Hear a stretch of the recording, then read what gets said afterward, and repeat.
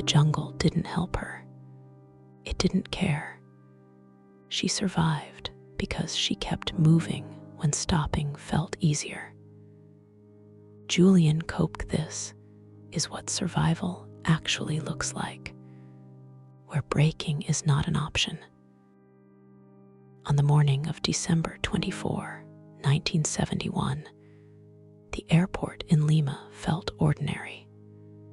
Crowded, impatient, slightly chaotic. People stood in loose lines, holding bags wrapped in paper and string. Christmas gifts, clothes, small things meant to travel safely from one place to another. The air smelled of fuel and heat. Loudspeakers crackled with announcements that few people fully listened to. Julian Koch was 17 years old. She stood beside her mother, Maria, carrying little more than what she needed for the flight. They were traveling home to Pucallpa, deep in the Peruvian Amazon, where Julian's father waited for them. The journey was routine. They had done it before. A domestic flight, just another crossing of jungle and river and cloud. Julian was not afraid of flying. She had grown up around planes, around scientists, around forests that could kill you if you misunderstood them. Her parents were biologists. Nature, to her, was not mystical. It was factual, dangerous only when ignored. They boarded LANSA Flight 508 in the late morning, a Lockheed L-188 Electra, turboprop, loud, functional, not elegant, but common. The kind of aircraft that did not invite scrutiny. You trusted it because it had always worked before. The cabin filled slowly. Passengers stored bags overhead, brushed past each other, settled into narrow seats. The windows framed the tarmac, bright and flat under the sun. Nothing about the moment felt significant. Nothing suggested that this flight would not land. Julian sat next to her mother. They spoke quietly. Ordinary things. How long the flight would take. What they would eat when they arrived. Her father's work. The jungle station waiting for them. The engines started with a vibration that traveled up through the floor and into the bones. The plane taxied, lifted. The city fell away beneath them. For a while, the flight was smooth. Clouds gathered in the distance, tall and gray, stacked like walls. Julian noticed them. She had flown enough over the Amazon to recognize storm clouds that mattered. These were not soft or scattered. They were vertical, dense, alive with internal movement. The plane kept going. Inside the cabin, people relaxed. Some talked, some slept. A stewardess moved down the aisle, careful but unhurried. The noise of the engines was constant, dulling thought. The world outside the windows faded into layers of white and gray. Then the turbulence began. At first, it was mild, a gentle rocking, enough to make people pause to glance up. Seat-belite signs illuminated. The stewardess returned to her seat. The plane climbed, trying to rise above the storm. It didn't work. The turbulence grew sharper. The Electra shook violently now, dropping and rising in short, sudden movements that made stomachs lurch. Luggage rattled in overhead bins. Conversations stopped. Julian felt her mother tense beside her. Outside, the clouds darkened. Light vanished. The windows no longer showed sky, only thick, shifting gray. Rain struck the fuselage with increasing force. Thunder rolled, not distant, but close inside the clouds with them. The plane was not above the storm, it was inside it. Lightning flashed, bright, blinding, close enough to illuminate the entire cabin for a split second. Faces appeared frozen in that brief light, wide-eyed, stiff, silent. Another flash. Then a sound that did not belong. Not thunder, not turbulence. A violent, tearing noise. The aircraft jolted upward, then dropped. Oxygen masks fell from the ceiling, swinging wildly. People screamed now, not in panic yet, but in confusion, the sound of minds trying to catch up with what bodies already knew. Julian's mother turned to her. Her face was tight, focused, trying to say something. The words never arrived. There was a flash of light, brighter than the others. The aircraft broke apart. There was no gradual understanding of what was happening. No sequence that made sense.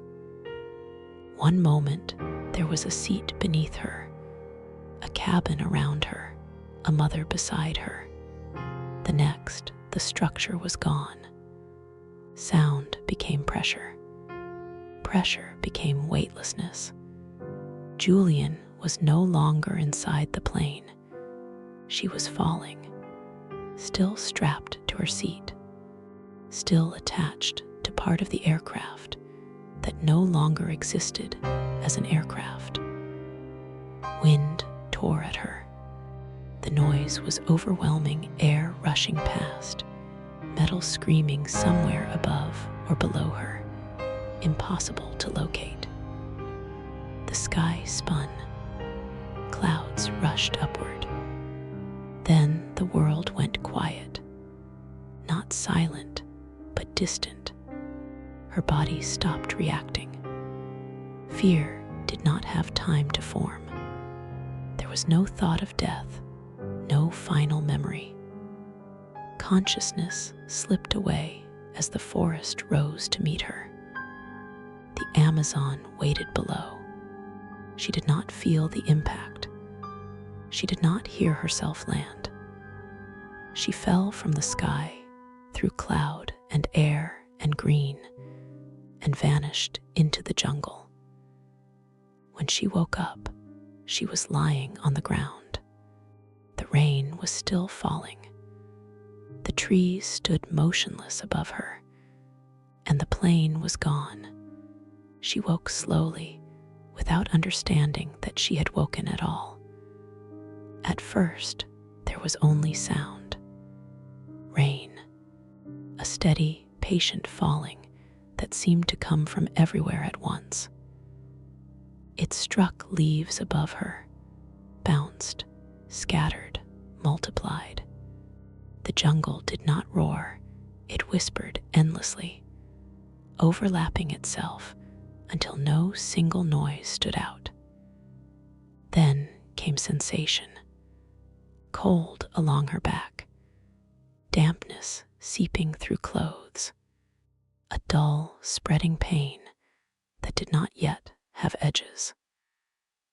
Julian tried to move and discovered she could not fully. Her body responded in fragments, as if the signals were delayed, lost somewhere between intention and muscle. She opened one eye. Green filled her vision, not sky, not cloud, leaves. Tall trees rising straight up, their tops invisible. Light filtered down in thin, uneven bands. Everything looked close and far at the same time. For several seconds, she did not question how she had arrived there. Shock has a way of simplifying reality. It narrows the world to what exists in front of you and refuses to acknowledge anything else. Then memory returned, not gently, but in pieces. The plane, the noise, the falling. Her breath caught. She tried to sit up, and pain flared sharply across her chest and shoulder. She cried out, a short, startled sound, and immediately fell silent again, listening. No answer came. Her right arm moved. Her left did not. She looked down and saw that it lay at an odd angle, unmoving, her collarbone visibly distorted beneath the skin. Her glasses were gone. One shoe was missing. Her dress was torn and soaked through. Blood had dried along her arm and side, dark against pale skin. She was alive. That fact arrived slowly, not as relief, but as confusion. People did not survive falling from the sky. She tried to stand. The attempt failed immediately. Her legs buckled beneath her, weak and trembling. She sank back into the wet leaves, breath shallow now, heart racing. Dizziness rolled through her, making the jungle tilt and sway. "Mom," she called. Her voice sounded small, lost. She listened. Nothing. She called again, louder this time, panic sharpening the sound. "Mama," the word echoed strangely, swallowed by foliage. No footsteps followed. No voice answered. The rain continued, indifferent. Julian lay still, staring upward, trying to piece together time. How long had she been unconscious? Minutes, hours. Night had passed. She knew that much from the light filtering through the canopy. Her head hurt, not sharply, but everywhere. A heavy, internal pressure that made thinking difficult. She reached up to touch her hair and felt something sticky near her temple. Blood again. She closed her eyes. Her mother had been beside her. That much she knew with certainty. There was no memory of separation, only the knowledge that separation had happened. She called again. Still nothing. The realization came quietly, without drama. She was alone. Not alone in the way one is alone in a room or on a street at night, but alone in a place where sound did not return, where help did not exist unless it walked directly into view. The jungle did not respond to her fear. Julian forced herself to sit upright again, this time more carefully. Pain radiated through her collarbone, confirming what her body already knew: it was broken. Possibly more than that. Her ribs ached. Her legs were bruised and cut. Insects crawled openly across her skin, unconcerned by her stillness. She brushed them away weakly. Her vision in her right eye blurred. She blinked repeatedly, trying to clear it. There was a sensation there, pressure, irritation, as if something were lodged beneath the eyelid. She did not yet understand what it was. She scanned the ground around her. No wreckage, no luggage, no seats, No bodies, just forest. The absence of debris was almost worse than if it had been present. It made the crash feel unreal, as if it had been imagined, as if she might close her eyes again and wake somewhere else. But the pain anchored her. Pain does not lie. She began to cry, not loudly, not dramatically. Tears mixed with rain on her face. Her breathing shook. She did not sob. Sobbing required energy she did not have. She thought of her father. He was a biologist who had taught her about the jungle her entire life. How rivers move, how insects behave, what not to touch, what not to eat. Lessons absorbed casually over years, never meant for this moment. She had not been trained to survive a plane crash. She had been trained to respect the forest. That difference mattered. Julian tried once more to stand. This time, she used a tree trunk to pull herself upright. Her legs shook violently, but they held. The world spun. She leaned against the bark, eyes closed, breathing through the pain until it settled into something manageable. She called out again. No answer. Her voice sounded wrong here. Too human, too fragile. She began to walk. Each step hurt. Her bare foot sank into wet leaves and mud. She moved slowly, carefully, unsure of direction. The jungle offered no obvious path, no clearing, no sign that humans had ever been there before.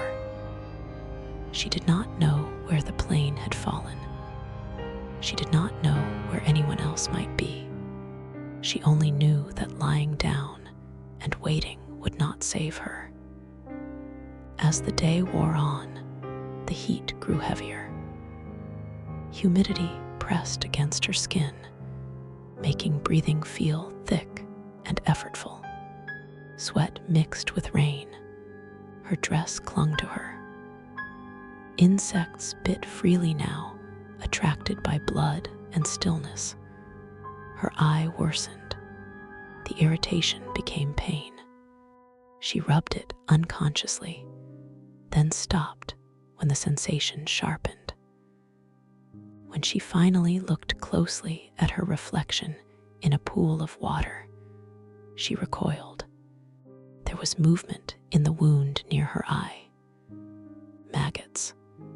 The sight nearly broke her composure. She cried out, a sound of pure revulsion and fear. Her hands trembled. She wanted to scream, to rip at her face, to flee her own body. But something steadied her. She remembered her father explaining decomposition, explaining insects, explaining how maggots consumed dead tissue first, often preventing infection from spreading deeper. The knowledge did not make it easier, but it kept her from panicking completely. She left them alone. Grief returned in waves, sudden, suffocating. She imagined her mother lying somewhere else in the forest, injured, calling for her. The thought nearly turned her around, sent her stumbling blindly through the trees, shouting. But the jungle swallowed sound, and reason returned again, thin but present. If her mother were alive, she would move toward water, toward open space, toward help. Julian did the same. She walked until her strength failed. When night came, it arrived suddenly, as it always does near the equator. Darkness fell fast and complete. She could not see her hands in front of her face. Sounds multiplied, chirping, buzzing, rustling close enough to feel. She sat at the base of a tree and waited for morning, afraid to lie down, afraid to sleep. She survived the night. Morning brought no answers, only more jungle, more pain, more silence. She called out one last time, her voice hoarse, her throat raw. No one answered. The jungle did not respond. Morning came without ceremony. Light filtered through the canopy in thin, uneven lines, revealing a world that looked exactly as it had the day before: endless green, wet ground, and the quiet certainty that nothing here was arranged for her survival. Julian woke stiff and aching, her body protesting the simple act of being conscious. The night had been long. She had not truly slept. Every sound had pulled her back into alertness, wings brushing leaves, something heavy shifting nearby, the constant pulse of insects that never seemed to rest. She was still alive. That fact no longer felt surprising. It felt burdensome. Her throat burned with thirst. She licked her lips and tasted blood and dirt. Hunger had not yet become sharp, but it hovered beneath everything, waiting. The pain in her shoulder had settled into something deeper now, a constant reminder that one side of her body could not be trusted. She stood slowly, testing her balance. The dizziness returned, but less violently than before. Her body was adapting, not healing, just learning how to function while damaged. She looked around again, hoping for something new. Nothing had changed. No smoke, no voices, no movement that suggested people. The realization pressed in harder now. No one was coming. The plane had vanished into the jungle somewhere else, scattered into pieces too small or too hidden to see. If search teams were looking, they would search from the air, scanning the canopy. From above, she would be invisible. She remembered something her father had said once, casually, while walking with her near a river. "If you're lost in the forest," he had said, "don't wander randomly. Water leads somewhere. People always follow water." At the time, it had seemed like trivia. Now it was instruction. Julian listened. At first, she heard only the jungle itself, an overwhelming, layered sound that felt impossible to separate. But slowly, beneath it all, she detected something else. A low, steady noise, constant, directional, flowing water. She turned toward it and began to walk. Each step required attention. The ground was uneven, tangled with roots and hidden holes. Her bare foot slipped often, skin scraping against bark and stone. Ants crawled over her ankles, biting sharply, forcing her to keep moving even when she wanted to stop. Her injured arm hung useless at her side. Every jolt sent pain through her chest and neck. She breathed through it, jaw clenched, refusing to cry out. Crying wasted energy. Energy was life. The stream appeared suddenly, cutting through the undergrowth like a narrow ribbon of brown water. It was shallow, but moving steadily, carrying leaves and debris past her feet. She knelt carefully and drank. The water tasted of earth and rot, but it was water. She drank until her stomach cramped, then drank more. Relief spread through her slowly, easing the tightness in her chest and head. She followed the stream downstream. Time lost meaning. The jungle did not offer landmarks, only repetition.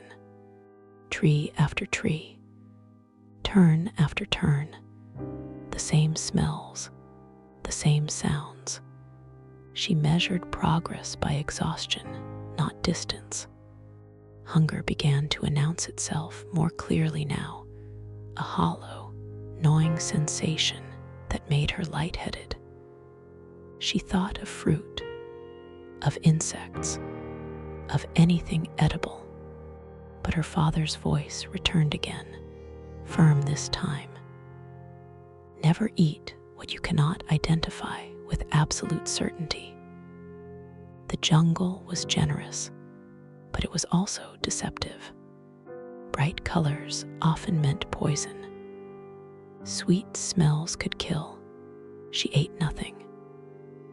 Fear followed her closely now, not sharp panic, but a constant awareness of vulnerability. Every rustle made her pause. Every shadow felt watchful. She knew there were animals here that could kill her, but none announced themselves. The jungle did not threaten. It observed. She slipped once, falling hard against a tree trunk. Pain exploded through her shoulder, stealing her breath. She lay there for a long moment, gasping, tears spilling freely now.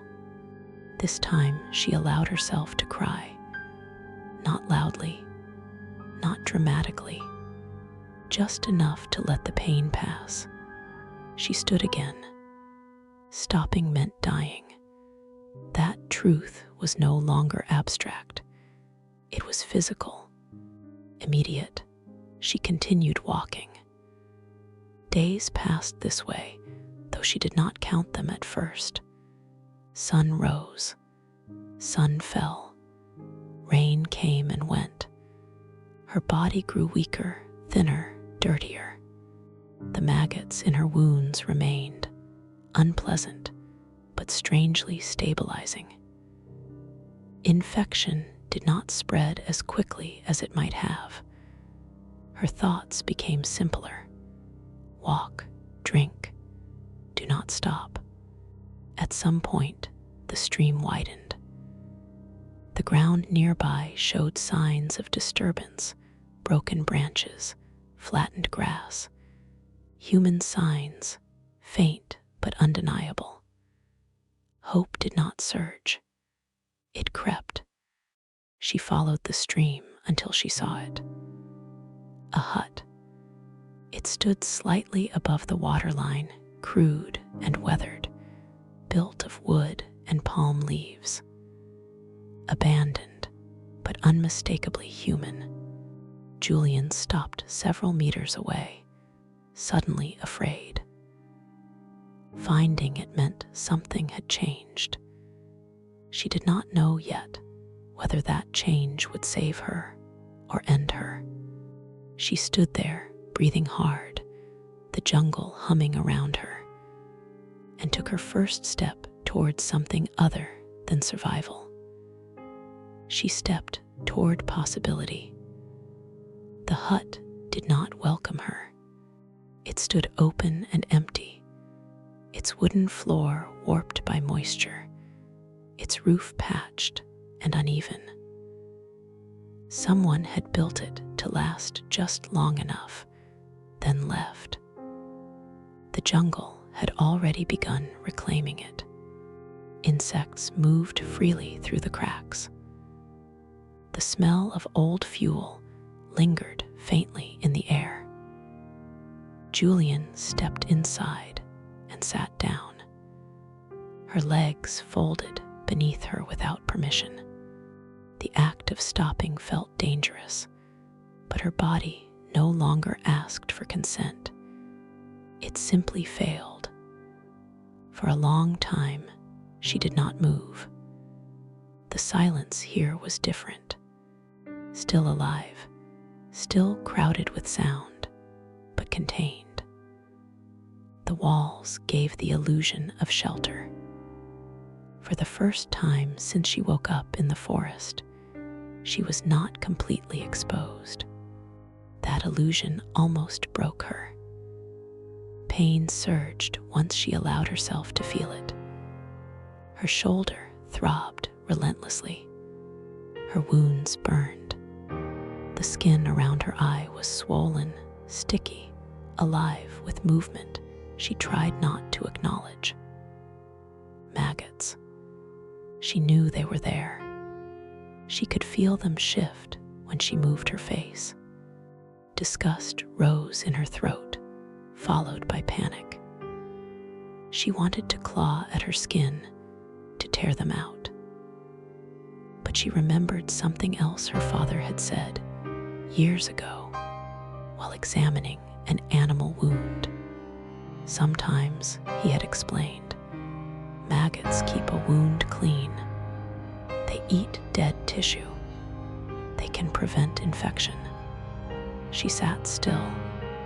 The jungle did not care about dignity, only function. She lay down on the wooden floor and drifted in and out of consciousness. Fever came and went in waves. When she slept, she dreamed of water rising, of trees bending toward her, of voices calling her name from somewhere she could not reach. When she woke, she was weaker. Her body was losing the quiet war. Standing became difficult. Walking felt pointless. Hunger gnawed sharply now, hollowing her out from the inside. Her thoughts slowed. Even fear lost its edge, dulled by exhaustion. This was how people died here. Not dramatically.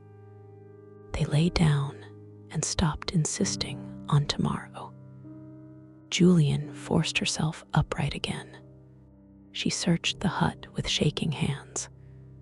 Old containers, ropes, tools rusted into uselessness. Then she found it, a small can of gasoline.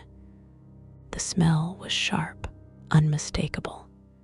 She stared at it for a long time, understanding arriving slowly. She knew what gasoline would do to living flesh. She also knew what infection would do if left alone.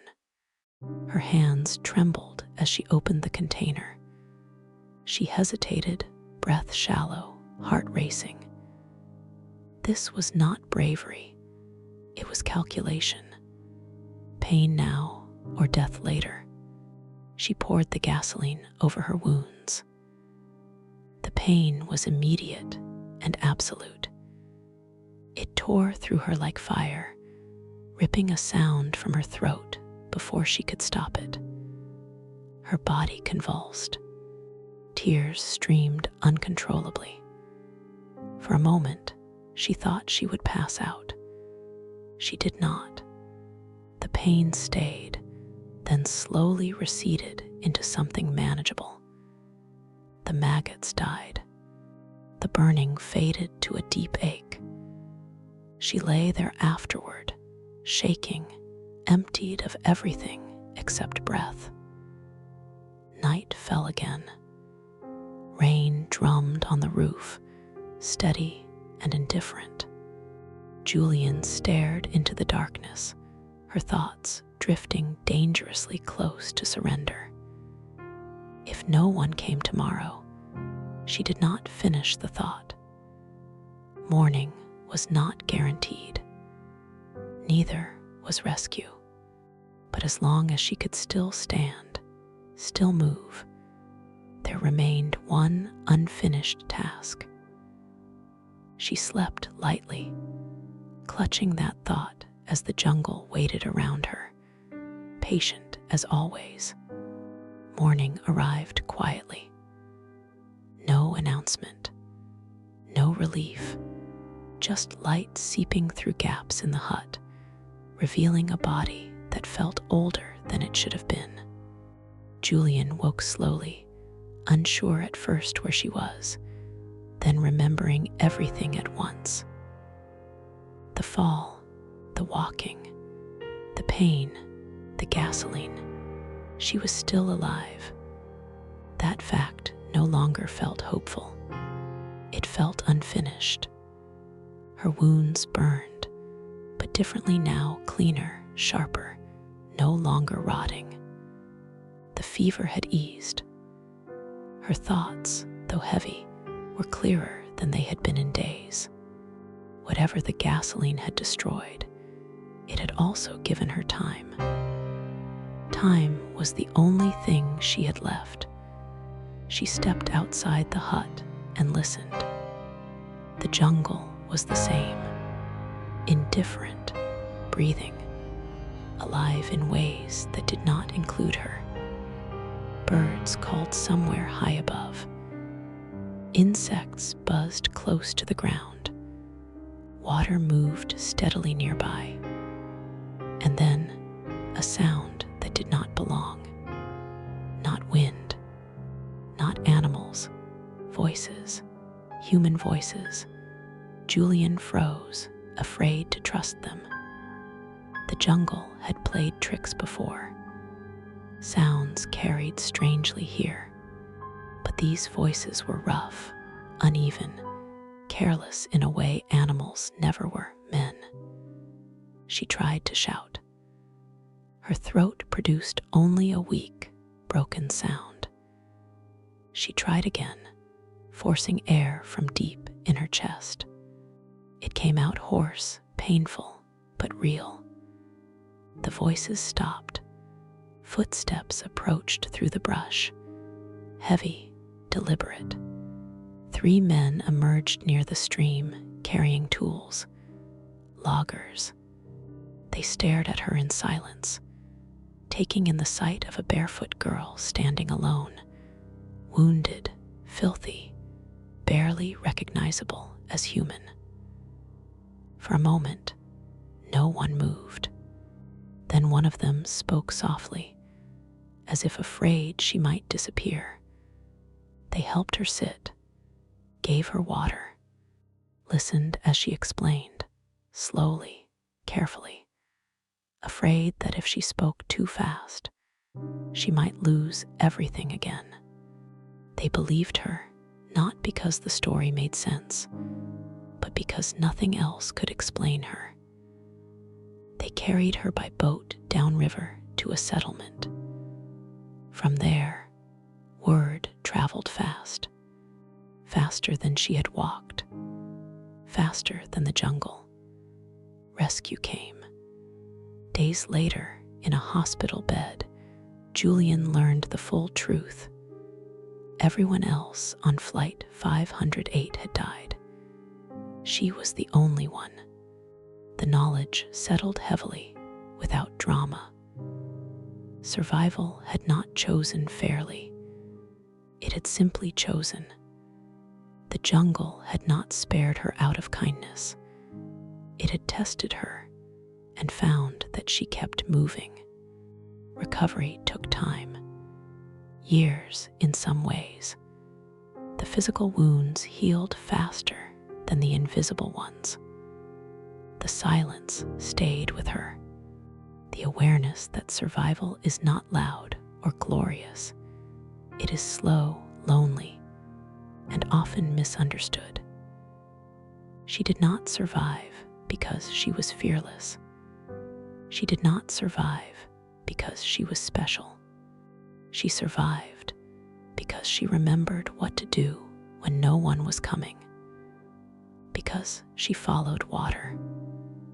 Because she endured pain instead of surrender.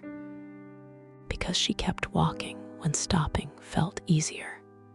The jungle did not save her. she saved herself